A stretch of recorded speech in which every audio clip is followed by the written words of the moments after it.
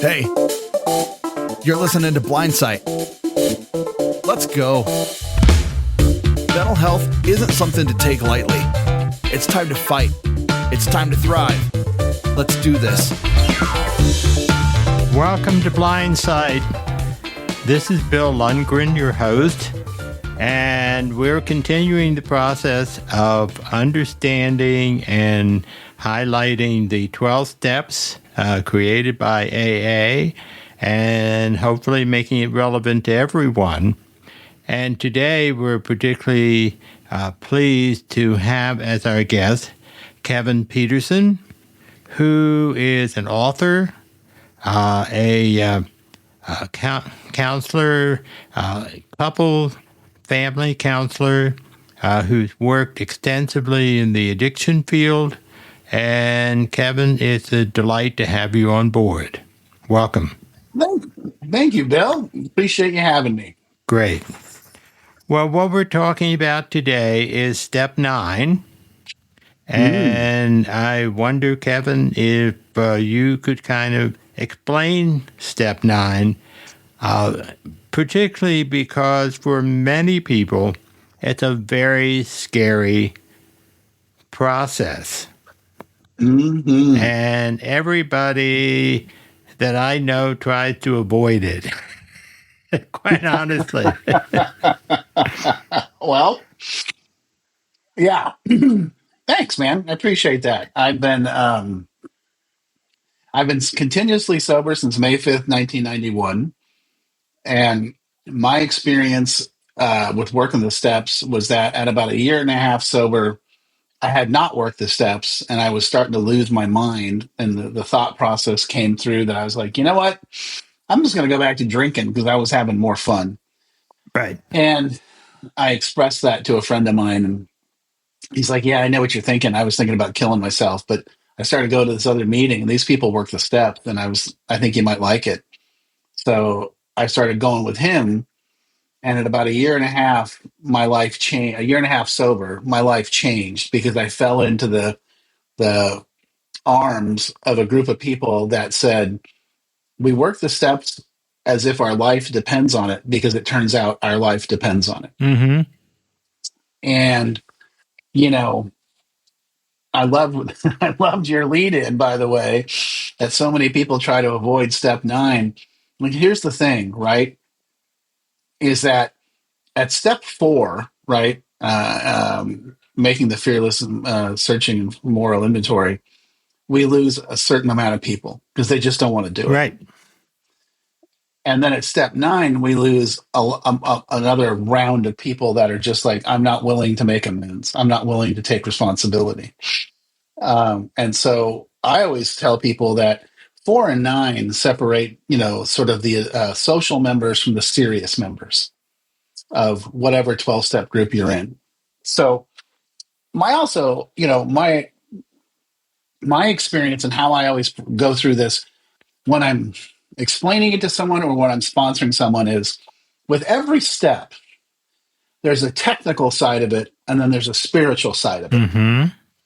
So the technical side of step 9 is very straightforward. It's very black and white.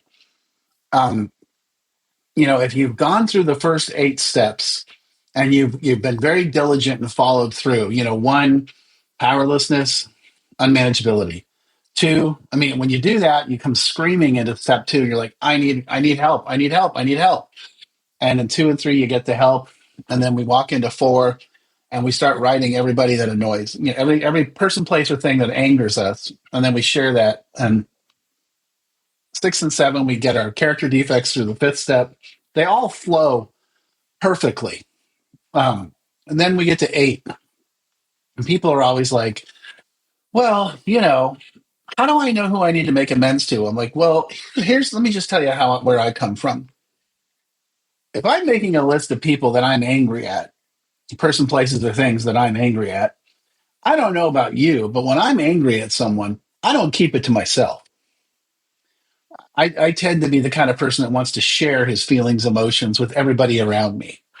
So, and I also tend to take actions behind that. So I would go back and look at your 4th step and say, what did I do to these people that I was angry with?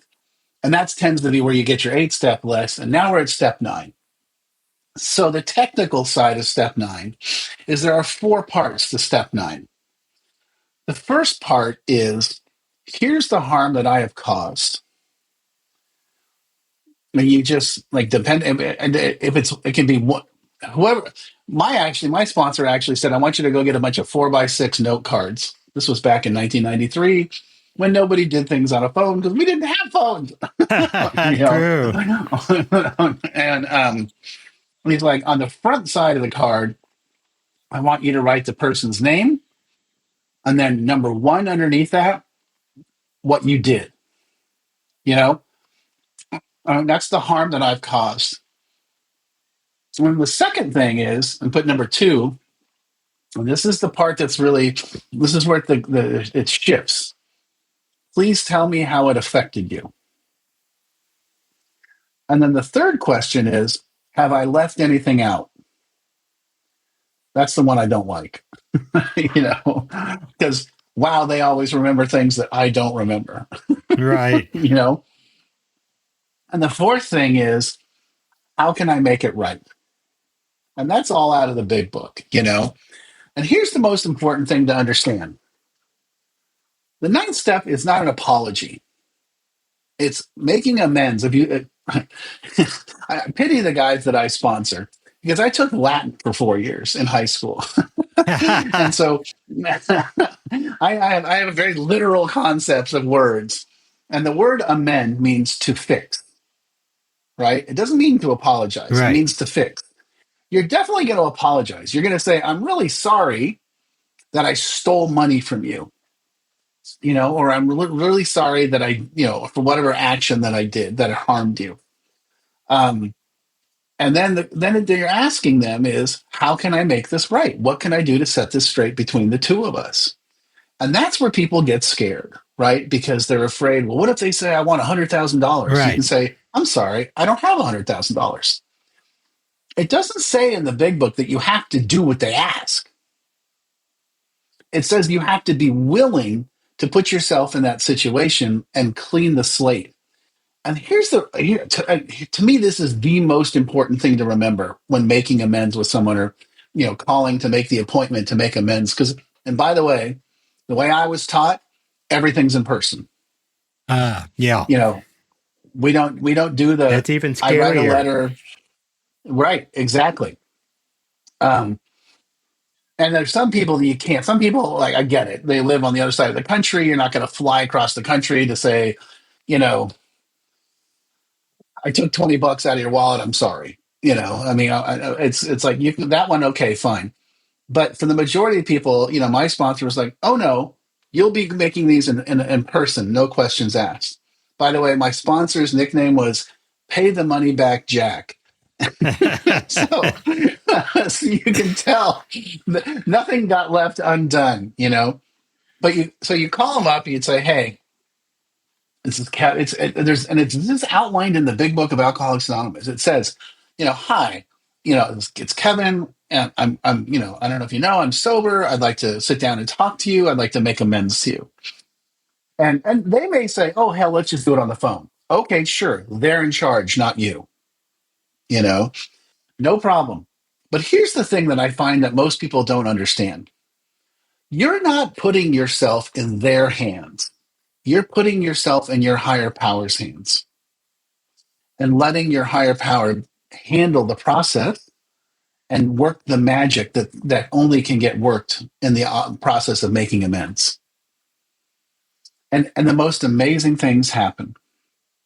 You know, you clean your side of the street, yes, but you also get to a space where the other person, I made amends to a woman that I had dated, and she looked at me one day when I was still drinking, and she said, you know, I want you to be my boyfriend. I love you, but you got to quit drinking and doing so many drugs and sleeping with other women. And I was like, oh, let me get back to you, you know, and I didn't, right? I didn't get back to her. I was like, I'm not giving those things up. Screw it. And then a year later, This was a couple months before I got sober. So, the last 90 days before we get sober, things are going really well. Sounds, yep. Bombs are going off on a daily basis, and I ran into her and I was bartending and she came into the bar and then I called her that night and, I was drunk and I was crying. I love you. Oh my God. She's like, well, I'm already dating somebody else. That moment's gone. And oh my God. So when I called her to make amends to her, I said, hey, I'd like to make amends to you. And she's like, okay, great. I'm happy to hear it. And I said, here's the situation. Here's the harm that I remember. I remember when you told me, these things had to happen and I never got back to you. And she's like, yeah. I said, can you tell me how that affected you? And she's like, well, that really hurt. I really loved you. And I really thought you and I were going to go places. And that just really crushed me. And it, it made me feel really awful. And I was like, okay, I'm sorry for that. And then I said, is there anything I left out? She's like, yeah, there is. And I was like, really? What's that? And she said, well, when I told you no, do you remember what you said?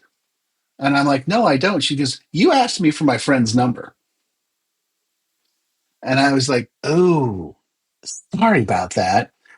That was horrible. And she's like, yeah, that really hurt because you called me professing your undying love to me and told me I was the one. And when I said no, you're like, well, hey, that redheaded girl I saw you with, can I talk to her? And I was like, yeah, that sounds like me.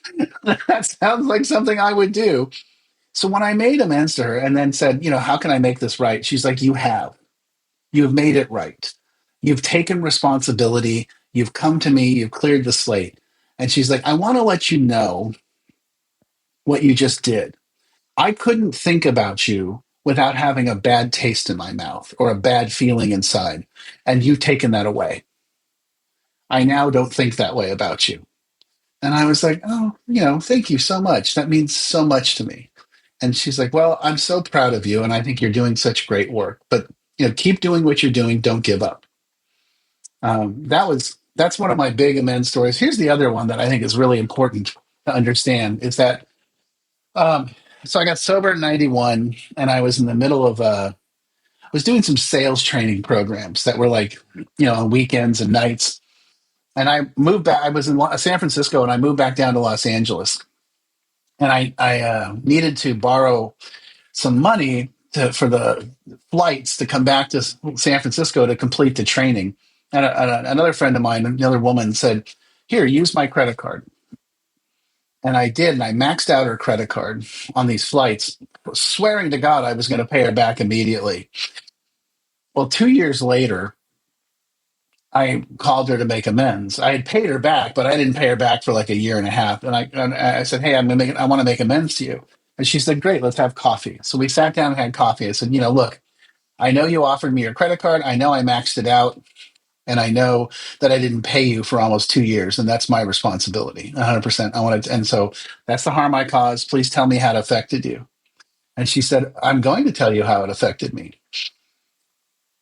I was on a trip to Hawaii with my boyfriend. And he was riding a scooter and he got hit by a car and went into the ICU and went into a coma. And the only thing he had been paying for everything, and the only thing I had was that credit card, and it was maxed out. So I had no way to pay for anything, and I was literally, sleeping on the bench at the hospital. I had to call my father, and he had to wire me, money through Western Union. And she's like, and I know that you paid me back, and I appreciate that, but I need to let you know the impact of your actions and your behavior and how it harmed me. She's like, it's not your fault that he got hit by a car, but it was your fault that I didn't have access to any money on that credit card. And I said, you're 100% right. And I said, what can I do to make it right? She's like, you're doing it. You've already paid back the money. You've taken responsibility. And to me, that's the maturity. That's the big moment of step 9 is that you're taking responsibility and you're owning what your actions were and you're offering to make a change. Does that make sense? It does. I was a little trying to understand what you were saying in terms of turning it over to higher power. But what you're Sure. saying, the higher power sort of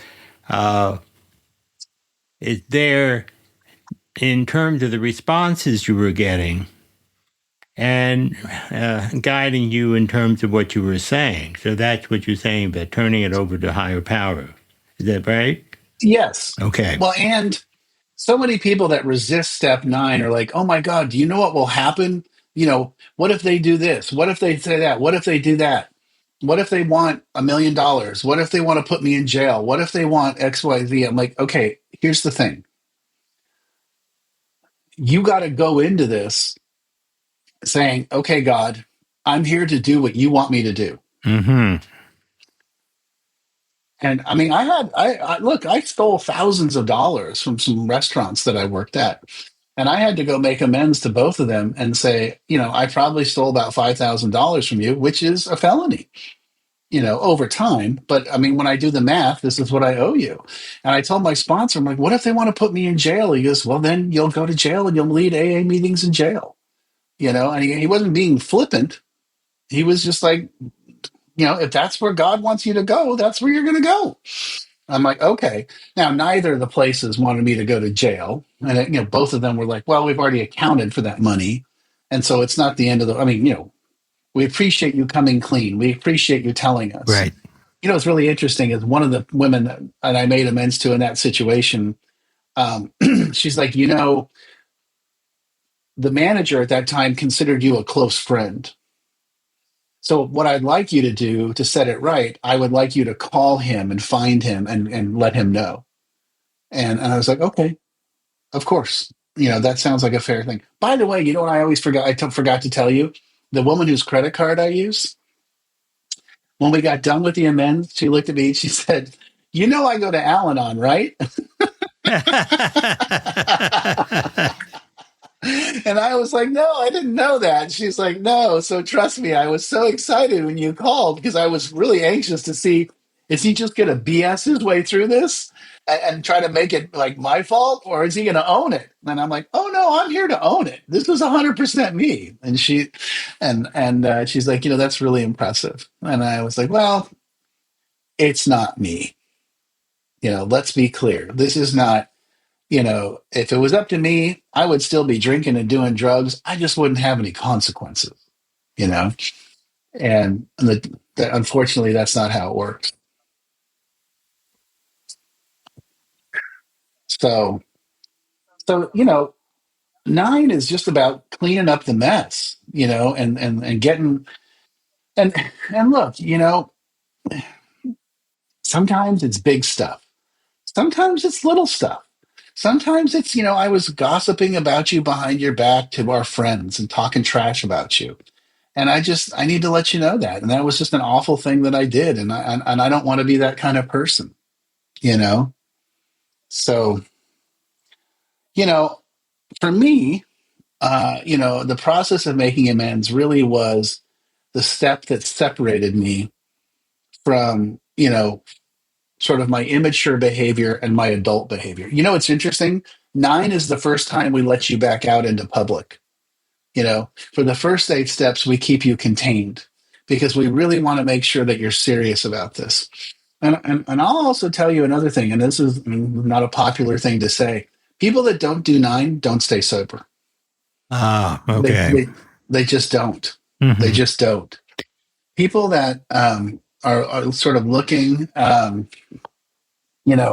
they think I'll just quit drinking, or they just trying to shuffle their way. I mean, I've sponsored guys that have said, "Oh, I've made my amends," and we start working the steps together. I'm like, okay, so let's take a look at everybody that you listed in the 4th step. Have you made amends to all those people, and if not, why? And they're like, I've never done anything like this before. I don't know what you're talking about, Right. And when I've made amends to people, it's really just been calling them up and saying, "Hey, I'm really sorry that I yelled at you." And I'm like, yeah, that's not making amends.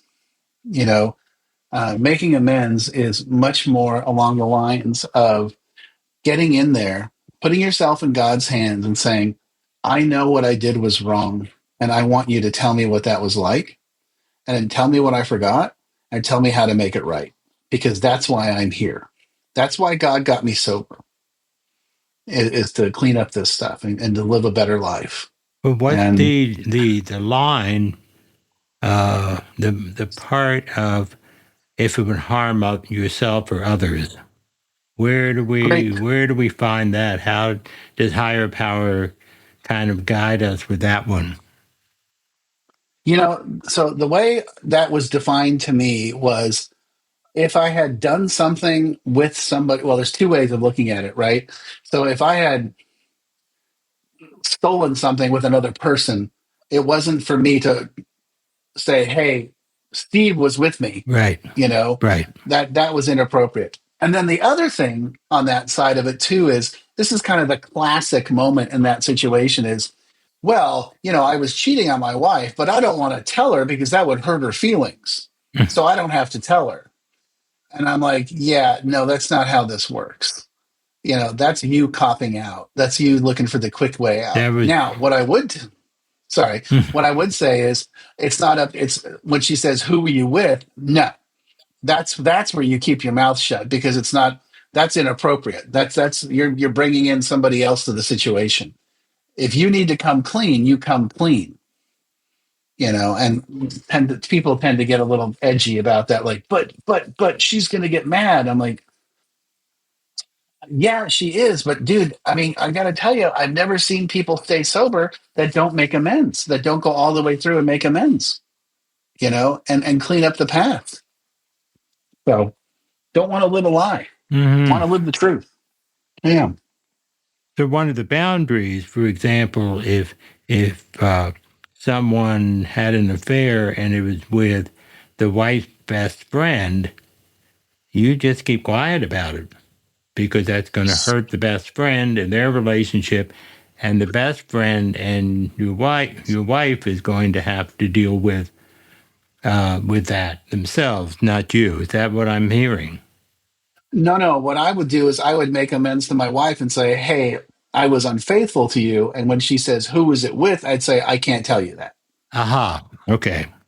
Sorry, I didn't make that clear." Yeah. Okay. Got it. Yeah, But I still, still take responsibility. yeah, you Yeah, take responsibility. And then if she keeps inquiring, that still is between the best friend, let's say, and your wife. And you have to stay out of it because you're not free to tell her that. right. Okay. Gotcha. That would be injuring somebody else Gotcha. at the cost. We don't get to clear our conscience at the cost of somebody else. Right. Yeah. Okay. That was very, very helpful. And is there any final word that you'd like to give us to close out this particular piece? Well, step 4 and step 9 are what separate the adults from the children in recovery. And I can always tell pretty quickly when I'm talking to someone and we start, talking about recovery. I can tell whether or not they've done this. It's pretty straightforward, and so I would say that this is really and always go over every single amends ahead of time with your sponsor. Ah, okay. Yeah, I hear you. Always, because a lot of people, I mean, including myself, I was like, oh, I got to do this, I got to do that. My sponsor was like, whoa, whoa, whoa, what did you do here? What's the harm? Yeah. It sounds like it was two consenting adults. Right. You don't have to make amends to every girl you kissed. And I was like, oh, okay. He's like, no, that's guilt. We're not doing guilt. I'm looking for your actions. So always consult your sponsor before you do anything. Good Yeah. advice. Thank you very much for being here today. And to people who want to give feedback, remember it's 720-712-8856 or the feedback at aftersight.org.